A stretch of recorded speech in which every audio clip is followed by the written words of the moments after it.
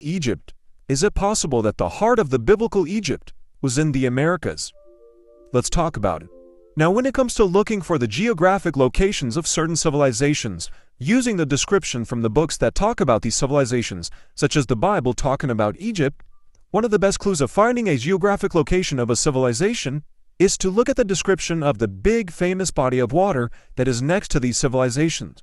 For example, the most famous body of water next to Egypt, according to the Bible, happens to be the Nile. Now let's take a look at one of the descriptions of what the Bible says about the Nile River.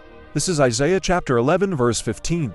"And the Lord shall utterly destroy the tongue of the Egyptian sea, and with his mighty wind shall he shake his hand over the river, and shall smite it in the 7 streams, and make men go over dry shod." So in the book of Isaiah it says that the Nile has 7 major streams. However, when you look up the modern African Nile, it only has 3 main tributaries, 3 main streams. But the Bible states that the Nile has 7 streams. So when discussing ancient Egypt, the focus has to be on the Nile River system of the White Nile and the Blue Nile, which is allegedly the longest river in the world at 4,132 miles long.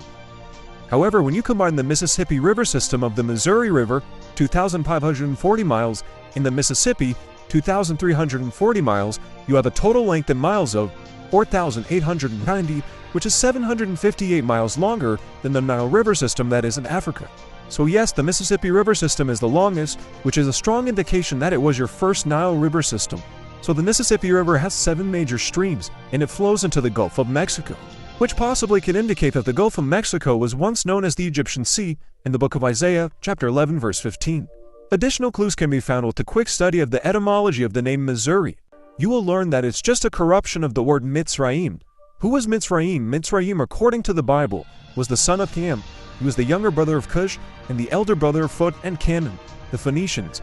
Those families together made up the Hamite branch of Noah's descendants. So Mitzrayim is the Hebrew word for Egypt. So yeah, as I've stated, the modern African Nile only has 3 main tributaries, 3 main streams coming from the Nile. But the Bible states that there are 7. The Mississippi has 7 major streams and is one of the longest rivers in the world, and it flows into the Mexican Gulf, or what is possibly the tongue of the Egyptian Sea. Mitzrayim is the Hebrew and Aramaic name for the land of Egypt. Mitzrayim is the dual form of Matzor, meaning a mound or fortress, the name of a people descended from Ham. It was the name generally given by the Hebrews to the land of Egypt and its people. You have mounds found all over the Americas, but especially all up and down the Mississippi River. In fact, you have so many mounds built along the Mississippi River, the academics have named the people that built them the Mississippi Mound Builders. This is a significant fact because mounds are associated with Mitzrayim, which is Egypt. You have virtually no mounds in Africa. Therefore, the sheer number of mounds in the Americas and pyramids in the Americas is a